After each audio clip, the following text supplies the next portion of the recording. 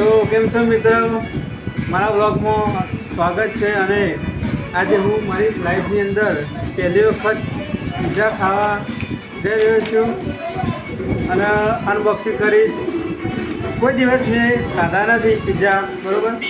તો હું તમને બતાવીશ પિઝા અને શું હું તમને બતાવું છું વિડીયોમાં, બને રહો. જિંદગીમાં પહેલી વાર મેં નહીં ખાધા. અમારો ભણો છે દિલીપ, એને પણ કોઈ દિવસ ખાધા નહીં પિઝા, મેં બી નહીં ખાધા.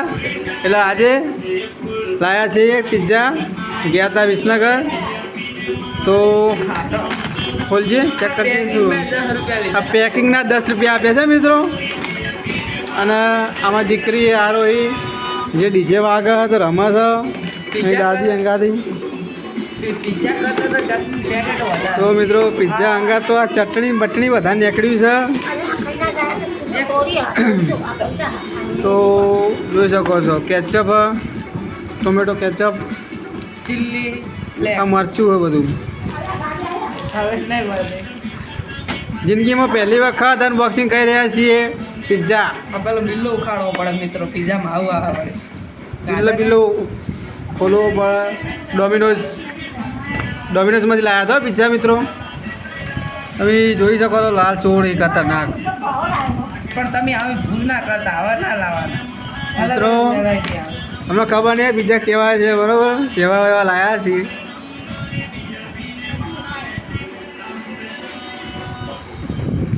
તો પહેલી વખત ખાવા જઈ રહ્યા છીએ પિઝા.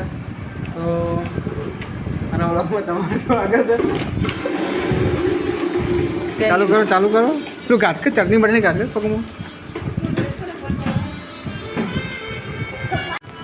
તો મિત્રો પિઝા ખાઈએ છીએ પણ મને તો કોઈ સ્વાદ સારો લાગતો નથી. વડા કરતો બાજરીનો રોટલો સારો લાગે. તો મિત્રો જેને ભાવતા હોય એને ખાવા, ના ભાવતા હોય નથી ખાવા. અરે બેટા તા ખાવાય હોય પણ હોય નાખો પેલું.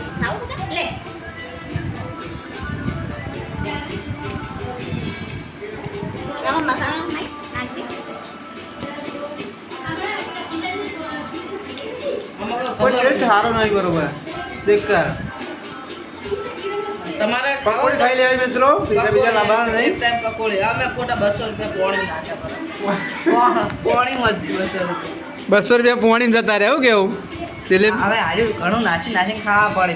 પોણીમાં જ છે બેકાર.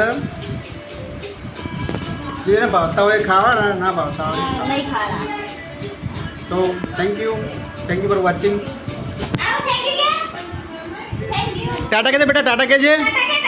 હા ટાટા કહે દે, ટાટા કહે બેટું, ટાટા કહે કે બાય બાય.